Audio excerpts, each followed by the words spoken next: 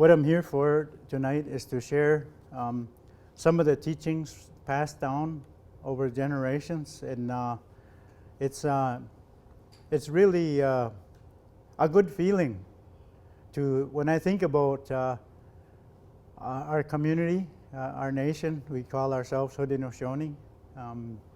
Here in Grand River, you don't hear the words used too much to describe this community, but we refer to it in a couple of ways in the language. So, I don't know, I often wonder why we didn't use that for the name of our community, to either call it Kihangowa, that's Grand River, or Ose, Mohawk. It's got to do with the willows along the river.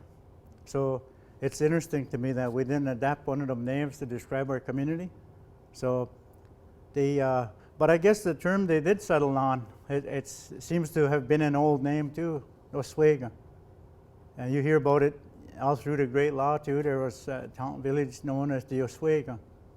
So that must have been an old town name, an old village of our ancestors, a name they settled on. And I'm not so sure exactly the meaning of that, but some have told me it has to do with an outlet. I don't really know. I can't say exactly what that word means. So any of you who know somebody with language, that'd be your homework assignment, right? The Oswego. That's what they say. It sounds like an outlet.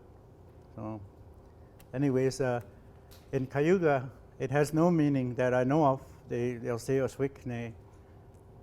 It just means at Oswego today.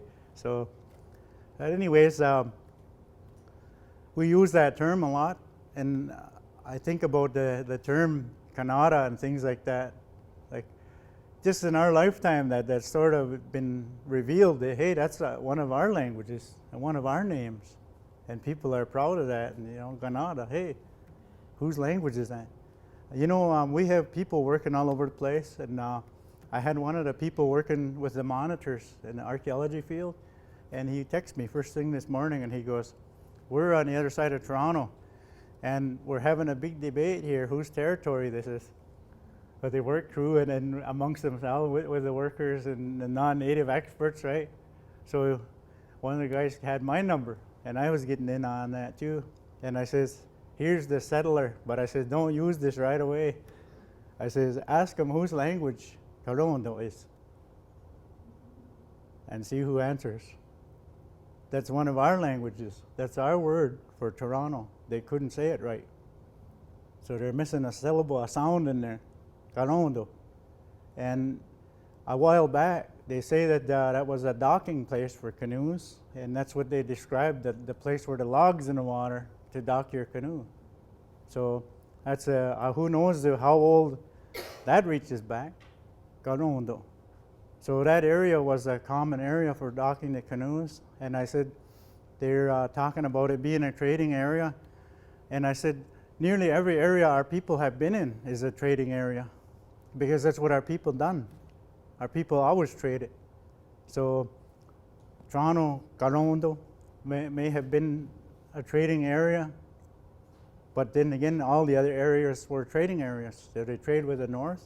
Down in the west, they trade with the Western Indians, and down the south, and right to the coast. So that's something that's proven, and the science people are starting to realize and agree with that now. It's something handed down. And this wampum that I'm here for tonight speaks of that. It speaks about, I guess, like the rule, the law of the land, you would call it. So anyways, I wanted to share that with you because we won the argument this morning, just the other side of Toronto. That kind of settled everything. So, but the interesting thing is that it hasn't been till fairly recently, if you look at our history as a whole, that we begin to have arguments over whose area is where. And like, I know her as Deoidro, what she said at the start about where our boundaries are and our limits and all that, that was all settled many, many generations ago for our people. They had ironed that out and settled those things about who had rights to what area and how that would work. So this is what I'm here to speak a little bit on tonight, and I'm glad to be able to take part, and hopefully I can share some teachings that I've learned along my journey, and I continue to learn. We're working hard to to every day we work hard to carry on our culture, understand, to get that cultural understanding and the meaning and the understanding of these things. So very happy to have been able to take part in that. And Gao Hyung Ge here done the opening of that, and he and I were living quite a different life not so long ago. So we're really happy that the community has invested in what we're doing, and we have invested in what we're doing, and you people here tonight are investing in what you're here for. So I think that's very good, and that we should continue. So where I'm going to start is with when our Creator seen that we were, from time to time, the way our teachings tell us, the Creator would keep an eye on our people when He created man, that we would be healthy and content. So what happened from time to time, the Creator would send us teachings when we need it. Messages and teachings, and messengers would come. And it happened a few times, we don't really know how many. In the beginning, when people first start to die, they say He sent a messenger because our people didn't know how to deal with death. So He sent a messenger to help them deal with death, and it started to set up an arrangement where we would assist one another by clans. And then after a while, He sent us knowledge of, there's so many stories, how the medicines were given.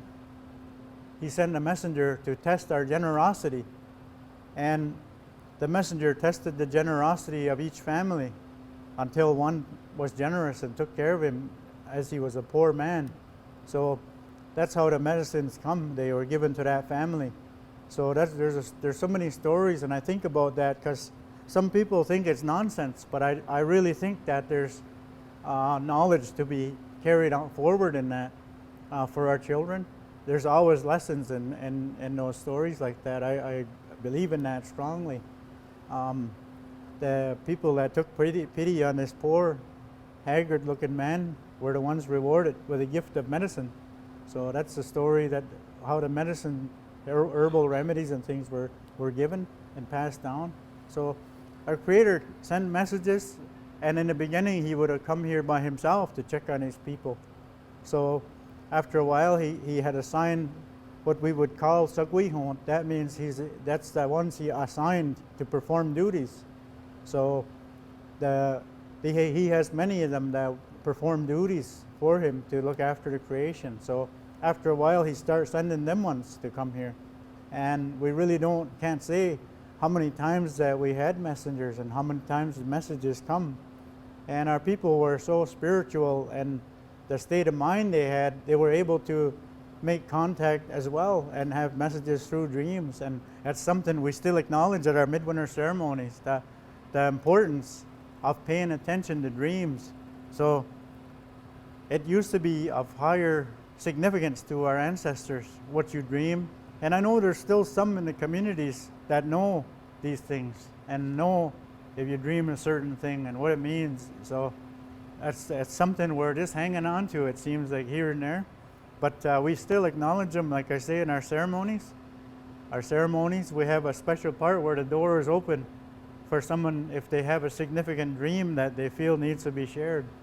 Our ancestors used to believe if you didn't share a dream that you had that maybe had something to do with the wampums or eagle or anything like that, our ancestors used to believe if you didn't share that you could get ill from it. So that's they were very strong. They were very strong believers in powers that dreams have and revealing those dreams. Of course, we had a ceremony called dream guessing. There was actually a ceremony during midwinter, and let's imagine that this is one clan side over here, one side of the house. So somebody maybe had a dream, and the other clan side would let them know we have somebody here that had a dream, no clues or nothing. So this side here would take turns, and they might even talk to each other and guess something in that dream. So the ceremony, and then they would tell it, and the person would answer yes or no. And the belief was the one who guessed the dream, that was a strong medicine because they saw something in this person's dream. It was almost like a spiritual bond connection. So that was a ceremony which it only ended, I'm going to say, probably when I was a kid, because they still remember how they done it and what the dream was and how it was solved. It's like solving a riddle, huh? So the dream that I've heard about from elders that have taught me is that the guy dreamt he was trapping. I don't know if any of you have ever done that, but I grew up doing that. We had trap line. So the guy dreamt he was trapping and running a trap line, and he dreamt that he fell in. And when we're trapping, that's a really cold season. It's just when the ice goes out. In fact, there's still chunks of ice usually when you're doing that. So you get your traps in as soon as the ice goes out. This man dreamt that he fell in, and that because of the, they call it, what do they call it? Hypothermia now, right? Back then they didn't know what that was. So he dreamt that he was slowing down in the water, and this man come along in a canoe and handed him his oar and pulled him in his canoe. So that was the simple dream. So the side had to guess what a dream. And it took him a while, but the one guy finally guessed that it had to do with water, and that was a correct guess. So then he guessed again it had to do with a canoe. That was a correct guess, and he says the paddle. So yes, so that was, they believed that them two had a medicine bond and a spiritual connection. So the guy made a canoe, a small canoe, and give it to him. And that was like it was like a medicine exchange. So I know that much about it, but I just saying that because dreams and paying attention to dreams was believed to be medicinal and a healing thing. So our people were spiritual beings. I don't know, some don't like that word, but I do. That means they were really conscious and aware that there's beings and powers other than ourselves. So that's what I call being spiritually strong, when you understand that there's beings and powers out there around us other than human beings, and they have life and power. So when our Creator sent the messages, all of these things fell into place. That come in with the ceremonies. For a while, our people would do right and do good, and then they would slip to the side a bit. So the Creator sent another message. So that's what happened when this started. And I said, you even see it made in China now, eh? Somebody give me heck about that. They said, is that made in China or no? And I says, I don't know. But we don't patent things in that. But that symbol has become very popular. In fact, like I'm on the board of directors with our national lacrosse program. I've been there a number of years, and I forget if it was Latvia. One of those other countries says, can we use that symbol? We would like to use that symbol and put it on our national team. And it wasn't within our authority to say yes or no, but we steered them to our leadership, you know. So, but this symbol here, when the messenger come to settle our disputes, our people had abandoned the ceremonies, and they began to be feuding. So we have many records of when that messenger come, and I just brought a couple from that time. So when we talk of this thing, it's the record when our people formed the world's first United Nations, I like to say. So our ancestors had split up and they were fighting each other. They had abandoned giving thanks, basically, and they had formed a different frame of mind. It was more all for one, or for yourself. What's the saying there? I'm thinking of everybody for themselves. Anyways, they had formed that, and whoever could get a following and use might was right. All those bad things is what our ancestors got caught in. So this records how the Creator dealt with that, sent the messenger, and taught our people that there's a better way, and taught them what true power was. So true power, from our understanding, was the use of the mind. The use of the mind. Use of the good mind. So whenever you see this is about power and goodness and peace and strength. That's what this represents. This represents peace, power, and strength. So in the language, they say Scano. I'm going to speak Onondaga because I've been getting crammed with Onondaga this last little bit. Satan wahadiya not ganda. Scano. Got sastesa dan say got ni go hiyo. Na ni hong goyana sa go na. So that's the simple message that the Creator sent, was that the true strength is in use of good mind and in taking actions to keep the peace, promoting peaceful action. And there's another word you don't hear too much about, and wachishiyok. That means to cultivate good friendship amongst each other. So friendly relations and all those things are valuable to be strong. So we cultivate good friendships, peaceful relations, good-mindedness. That means justice, respect one another. Then some of you attend ceremonies and things, or you'll hear other speakers and things. You'll hear that word a lot for encouraging you. Then or kayugi, then these are some of the laws when they talk about our great law.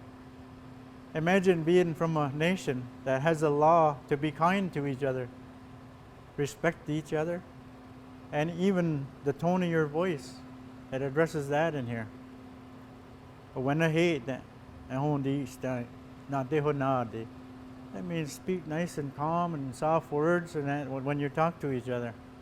That's some of the laws and things that are passed down. So at that time, our ancestors were split up, and our Creator sent a messenger to bring their minds together and to bring them together like a family. So many times I've been asked, what do you think is the really key thing with our great law? And I really think the key thing is relationships. That's the law too. It means everyone's now related. So you're all related in some way. So I didn't bring my cane tonight. I forgot it. No, just kidding. But it tells in there, amongst all of the nations, all of the clans and families, how to relate to each other. Very defined in there. So some are our uncles, some of them were their nephews and nieces, and some are our aunts, our uncles and aunts, and some are our cousins and brothers. That's how they form relationships right across the land. So we automatically have a relationship. So if that's your sibling, then you treat them accordingly. If that's your aunt or your uncle, you treat them accordingly with respect. So all through here, these are all our territories, by the way. This is the record of that. So we have the Mohawk in the east, or Ganya and Kyono, and then Onayutka, the Oneida, and the Onondaga, the Cayuga, and the Seneca. And you'll notice on the end, this white path that joins them represents those principles I just said. Being peaceful, using that good mind and respect, being orderly. That's another thing. And that's something I stress with our youth a lot. The importance to be orderly. That's something we know from our history and passed down. We're not we're not meant to be all disorganized and disorderly. Everything has a process and an order. Even when we dance, and some people don't like it, but even to dance, the ceremony dance, that's all been passed down to be orderly. So from the bigger ones, the leaders and that, and right down to the children, so that your line looks just nice. It's a really orderly line. So some know that and some don't, and you tell them sometimes and tell the kids sometimes, because you don't know who knows it and who don't know it. So, but anyways, this shows how the record of when our ancestors united into one house. So they made one family. One house. One body. One head. One heart. That's the law of this. So now, sometimes you'll see they use this thing upside down. And that's to explain the one heart. So I don't have an opinion either way. This was made to remind us what happened back then. And it does talk about one heart. But it also talks about them standing a tree. So that's supposed to represent a tree. That means they've stood a tree of long leaf or long needle. And that tree stands in the center where the Onondaga reside. the branches extend, and that's the job of the leaders, is to extend them branches to the edge of the land. So that's the job of the leaders, to extend the branches. And the eagle watches over the peace, and each of these nations contributed an arrow. So that you have 5 arrows wrapped together in a bundle of this stuff, sinew. And the sinew represents all our laws, all our values and principles and process and protocol. That's what's wrapped in the bundle.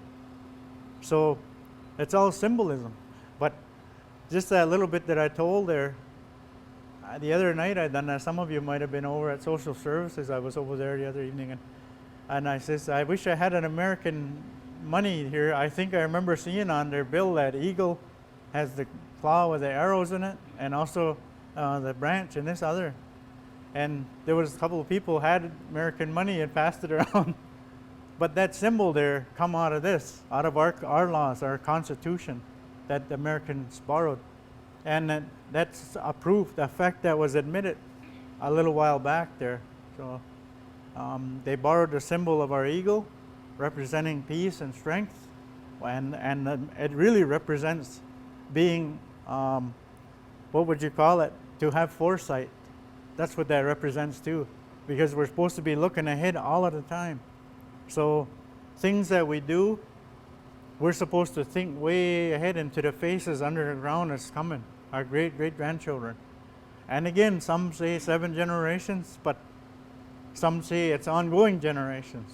So I don't argue with those things. I just tell you, it's the coming faces of our next generations.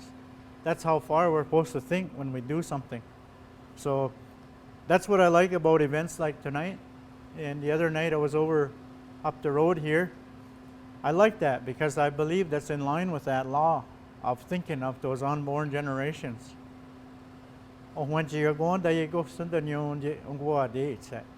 That's in our language in here. To think of the faces under the ground that are coming of our grandchildren who aren't born yet. That's how we're supposed to ponder. That's how we're supposed to ponder everything we decide. So we got a ways to go, but I think we're taking some steps, and that's good. As long as we keep taking steps and keep working in our own way, and as much as we're capable of in our own area, our own hands can handle. So when our ancestors completed this, they made all kinds of decisions so that there would be always peace and always health and friendship and strength. And so that what they done was they recognized that there are certain leaders of certain clans in each territory, and they made that a law. There would be so many leaders, Mohawk, for so many clans that they have, 3, and they'd have leaders, and Oneida those leaders would be responsible for their area and their people, their villages. So each of these leaders for the different nations, each nation had responsibility for their group, their people, and their families. So they all were bound by the same laws to uphold that and promote it. And that's the simple thinking of using this good mind and trying to achieve unanimity. Some call it consensus. That was the law of the land. So when the messenger come and he arranged this and put our people in one house as related as one family, then they start looking at issues that would cause trouble. And they said that, well, it goes into it so much. I'm just kind of trying to gear it for tonight. But they say they looked at all of these leaders and the rules and the role they give the women and the men to play should continue. So right away they said if one falls, we should find a way to replace that one. So that's what they done. They set up a strategy and a process so that we wouldn't, because they said if all of these leaders go down, then we're going to end up extinct.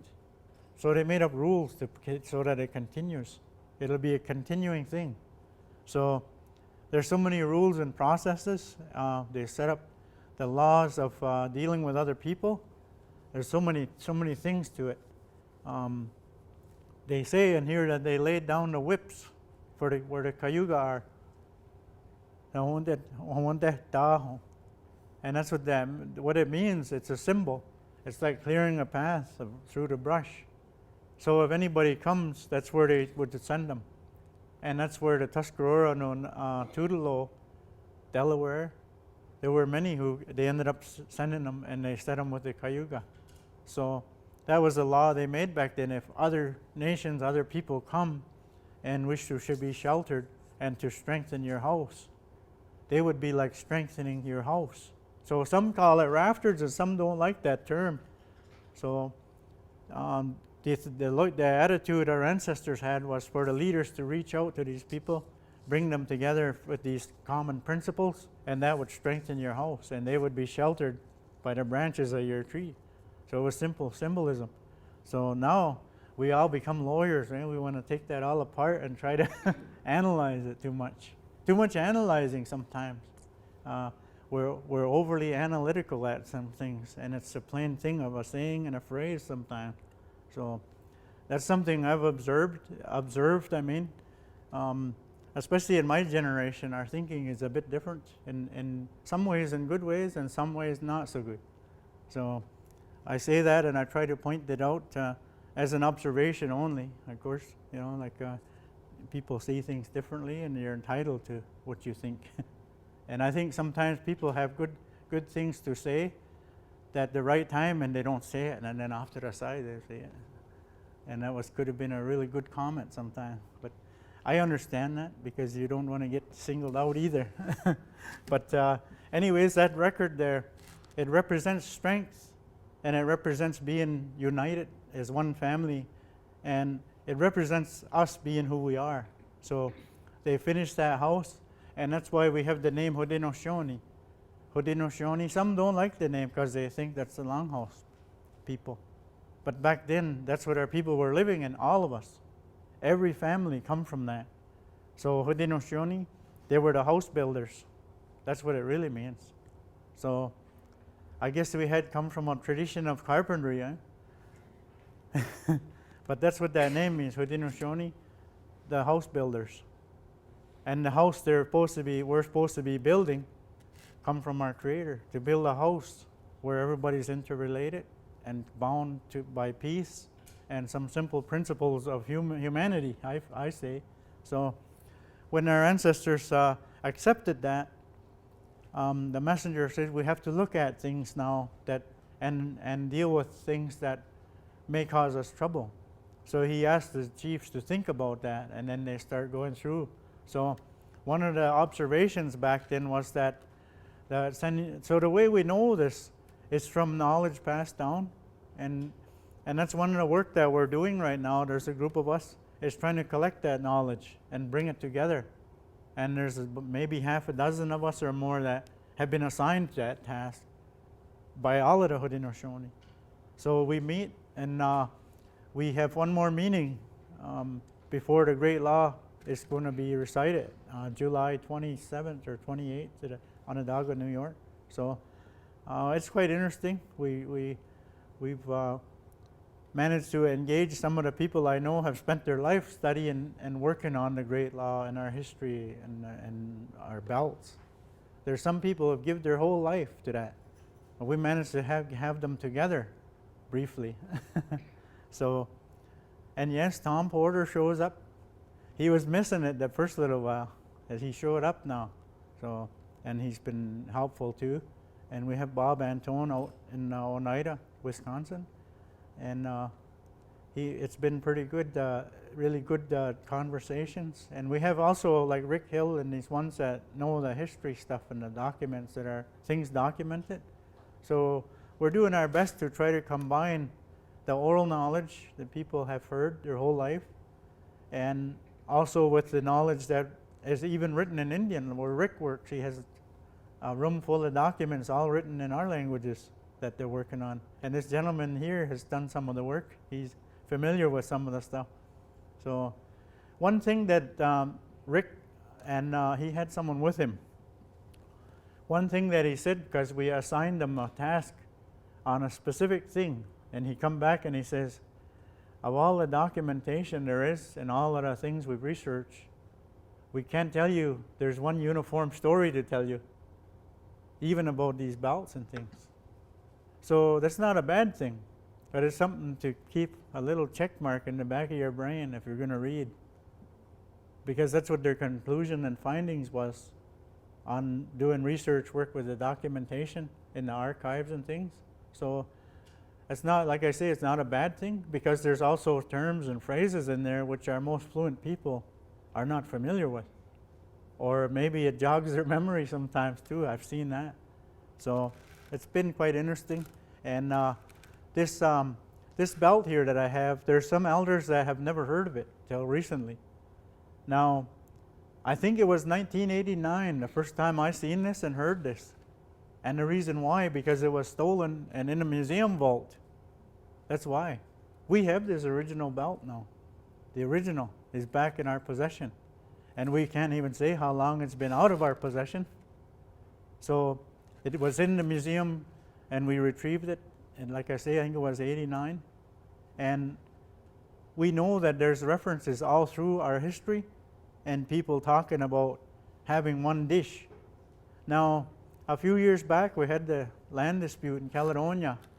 And one of the things the government done when they come to talk to us, they said, what's some immediate steps we can take to ease tensions and settle things down? Because it was quite intense. And we said, well, there's a few things that stick out, and it still hasn't changed really today. It seems like there's prosperity on our land all around us. Prosperity all around us. And in our case, it's like our prosperity is being taken away in many ways.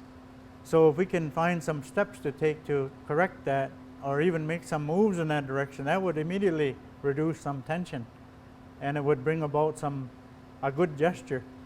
So I don't think Ontario or Ottawa done anything of substance really to that. But it remains something that is a sore spot in most of our families. And the concept of sharing from the same dish is something that is still a law that we have. And our ancestors believed strongly in that. The concept of sharing from the same dish. So, but at that time we thought the other thing that needs to be addressed by Ottawa and Ontario was to educate their people, because they're largely ignorant about us. And they'll admit that. They, by and large, most Canadians, most Ontarians are quite ignorant about us. And we need to fix that, starting with the elementary school kids and on up, education systems. So they said, how would you do it?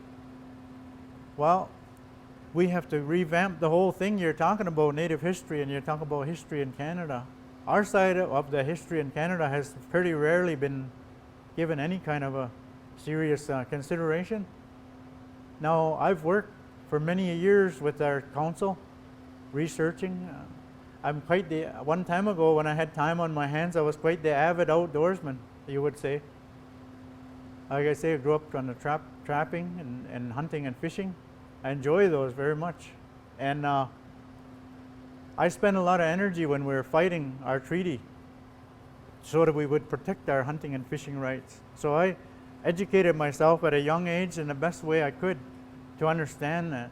What this question the Iwi drone brought up at first, where is our boundaries, what is our rights and things. So it took me around a lot of people. I done reading, got involved in fighting the government and fighting the law.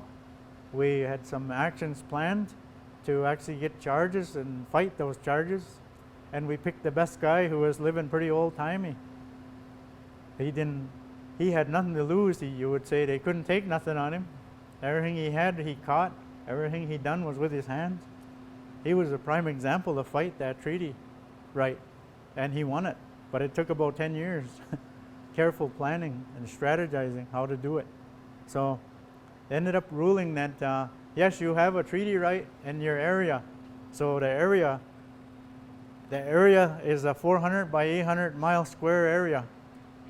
3,200 miles, that's what they recognized in the court for the Haudenosaunee. Back in those days, they were still known as the Five Nations. So sometime between that treaty there, recognizing our land area, there was more nations coming. So it seems like what our ancestors done, and this is just my take on combining the knowledge I've been given. See, I often wonder why we never become 6 nations or 7 or 8 or whatever. There was 21 one time sat together. Like our ancestors just stayed with the 6 nations phrase. The reason why I believe is because they made that law where they would add other nations. So there's actually a spot where the 6th nation would be, and that could be any nation. That's my understanding, my take on that. As if you notice, we never went beyond 6 nations. And our ancestors would say 6 nations. But there are many other nations that they either joined under the tree or they made an alliance with. And we have a lot of wampum records of those things happening. In fact, we have like 10 wampum belts of alliances. We can't even say for sure what all them nations are. Are there any left of them yet? But we have them now. We retrieved them, and they're alliance belts. So that's ongoing work and research as well that has come about and are working on this great law, our constitution, our great goodness, some call it. In Mohawk, that's what it sounds like, yoyanare, huh? Yoyanare wahe. That means it's really nice, isn't it? So that's the term they chose for our law. Yoyanare gowa. And some would say yoyanare sara gowa. I hear them both, so I use them both.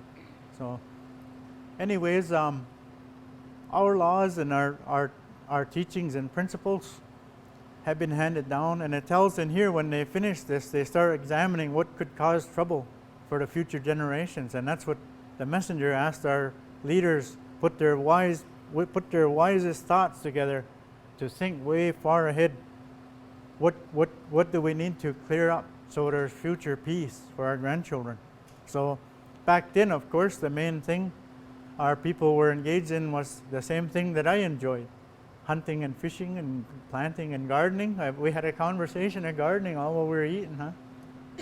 Some still really enjoy that, and I believe it's medicinal. If you can do that, take part in it.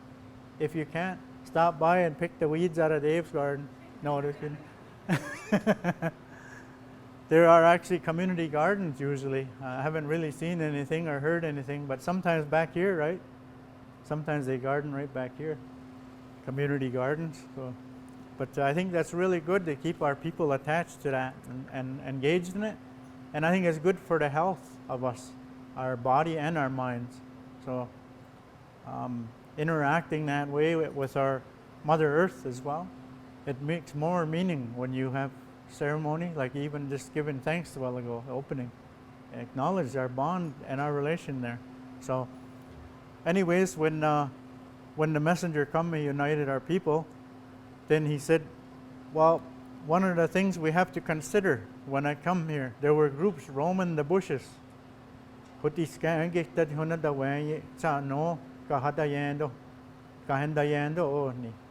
they're just groups. Back then they used the term warriors comfortably. There were groups of warriors here and there in the fields and in the bushes. And when they were stuck, sometimes that's what caused them to fight, was the debate over hunting, where they're going to hunt, where they're going to fish, who has the rights in what areas. So when the messenger threw that in front of them, said in front of them to think about, he says, I want you to think like this, about this. He said, in the beginning of time, this comes from a great power, this land here, which you're a part of, your mother. So in the beginning, he left all kind of things around you that would make you happy and benefit you and keep you healthy. So his thinking in the beginning was that you all would share from it equally. All of you would be equally, you have equal right to it and also equal responsibility across the land for all of the things on the land. So he says that he suggested to our ancestors to consider that principle moving forward and to look at the hunting grounds. So hana the west dak wa hang go gwe ki sa this way dak we niyo again na ganda sa niyo ne gondiyo di na the way. So that's some of the things in here it talks about. It says that it could be the same. They sa gada skada and what ik sayen dak na ga ne na ga ya gi oda ya gat ka stand one wa da nang wa sa I got to get my anadaga in there. Asa is a knife. Awas hack. That means not for no knife in there. So he said what he threw at him was the principle to look at the land as one dish. One dish. And in there, for some reason, our ancestors must have liked it. They said, we'll put the beaver tail in the middle of that land, of that dish. And everybody had equal rights to it and equal responsibility. The beaver tail represents the animals that sustain us and also the things across the land. You would say today the natural resources of the land, all in that dish, everybody has a share from, and no one owns it. And there will be nothing sharp. That's some of the language in there. That means if it were to happen, you put something sharp in there, someone could get cut and it would draw blood again. So when the messenger come, he stopped the shedding of blood. And he says, that's what's going to happen in the future. If you put one thing in there that could draw blood, it would cause trouble. So that's all symbolism. But to go back to what I was saying about educating the public and the need for that in Ontario and Canada. So they come up with a video, and I don't know how the name come about, but they call it a dish with one spoon. Now, this belt really don't say nothing about a spoon, but that's what they come to call it, huh? And there's people still giving me heck over that because I was part of that. But by the time it's out and published, the name is given. The dish with one spoon is becoming a popular thing now, and it's not really a spoon. So I don't know how long ago Jamie Jacobs also did a wampum presentation here, and he pointed that out. It's really saying we have one dish, and there's no knife or sharp instrument in it to share from the resources. So it's just a simple matter of, I think, interpreting things. And because there's no knife in there, somebody said, well, it must be a spoon. I don't know. That's how it happens. So, but anyways, it's really one dish that we all share from. And that's the philosophy of the land. That's the law of the land our ancestors had established, right? And they were broadening that law. So some of you may be familiar with history. Some maybe not. But when we had contact with the French and the English and the Dutch, sometimes they've documented, and sometimes in maps of our territory. So sometimes that area is quite large, right into Quebec, and right down as far this way and that way as they can reach. And they believed that was the dish that our ancestors were sharing. That's how many nations had bought into this law. So the concept of promoting this idea of sharing and eating from one dish was one of the tools that the Creator gave us to promote unity, friendship, and alliance, and mutual understanding with other people. And that's what our ancestors were doing, was promoting. And the strength they would get from that, these small groups that are still out in the bush. So the spreading of those branches and the promotion of the concept that we all share from the same dish was something our Creator thought would bring about peace on the land. So in some of the maps that I've saw, like I say, I've done a lot of work in fighting in the courts and things with our hunting and fishing rights. And we found old maps, and they gave us some, actually, the province and the crown. We actually got maps right from England, and it'll have boundaries way well into Quebec, and way down this way to the south, and way out west. And there's other nations or tribes in there as well, but they all shared the same law. And I've seen other documents as well that other tribes are saying we eat from the same dish. And there are many of us that do. Many nations and many peoples agree with that. So nobody owned what's in that dish, but we all had an equal right and an equal responsibility to it. That's what the law says in our law. So that's the concept and the law and the principle of the land. When we start making treaties, they made sure the English and the Dutch and the French understood the law of the land. And of course, it didn't take them long to exploit that idea, right? You don't own this dish? Okay. That's probably the first thing they took note of, huh?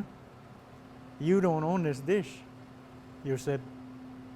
So that's what our ancestors had to deal with. There was like a clash of ideology and culture, which we're still struggling with.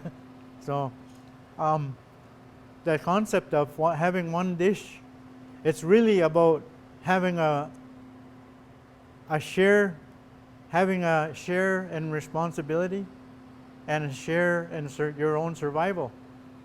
We all have a mutual right to our survival, and we also have a mutual responsibility to what's going on in that dish. So that's why I think our ancestors become some of the first environmentalists, you would say, today, right? They were environmentally aware way back then. And I think it's a lot to do with, if you think about this, that's where we're a little different in our teachings. We believe the earth is our mother. So the earth is our mother, and all the things around we relate to in different ways. And above the sky, we have grandfathers, grandmothers above the sky. So if you think about it, we're somewhere between our mother and our grandparents. That's our existence here. We're not something separate. So we're part of the environment. That's where we're different in our thinking and our teaching. We're not separated from the environment. We're from the environment, and we're related to the environment. So we have to be conscious of that, what we're doing to the environment. And that's a famous quote, right? I can't claim that one. What we do to the environment, we do to ourselves. One of our great leaders said that about 100 years ago to the world. What we do to our environment, we do to ourselves. So we need to be conscious of that. This law here, and then the white on there, that represents all of the good things, good principles, being good neighbor. And what siyok Dave and talk about that in there. Promote good friendships with people you come across. And the law in here says it's not just the ones you know, it's the ones you don't know. You promote this good mind, justice, respect, and what siyok is what you're after. There will be just nothing but good friendship when you on your journey. So we could all use a blast of that now and again, huh? In our families, in our communities, in our daily journeys. That's the law that our Creator put for us. So the hunting and the fishing has long been, I guess, like an important part of our existence. And I think that's why our ancestors, it's one of the first things they sought to protect was the right to hunt and fish, even though they ended up giving areas for forts and acreage like that and making agreements. They always said, we want to always protect forever our right to hunt and fish and gather. So that's because of this law here. They really couldn't part with that. They really couldn't, within our law, be able to give that up. So we're still saying that today. And there's still work going on a regular basis right now. A group is working to promote this, that we're only exercising our right within our dish. We have one dish across the land. So I've had run-ins in my days with game wardens, you call them, or wildlife conservation people. And the same thing, they say, where's your boundaries? And I said, according to our law, our boundaries are as far as we need to be. So I said, when I was out west, I said, I talked to our brothers and sisters there. I can hunt or fish there. Your law has little or nothing to do with that. And that's how we work. So some are still going to engage in that, and I hope they're not harassed. So, but I've had a few run-ins like that, and trying to enjoy this dish over my short little lifespan. But that's a principle and a law that we have from our Creator. That's a God-given law, you would say, in this day and age, to be able to take part and to engage in what you need from the dish. So all of the nations agreed that that's the law of the land, and there's quite a big area that the Crown acknowledged, 3,200 square miles. That would feed a few of us, if that were respected. So, but anyways, I think that I've said enough for now. Are there any questions, anybody? Very good. Okay, you will be tested at 9 a.m. tomorrow. And no, just kidding. Tommy like that. He's the only one I've seen taking notes. No, just kidding. No. Yawa.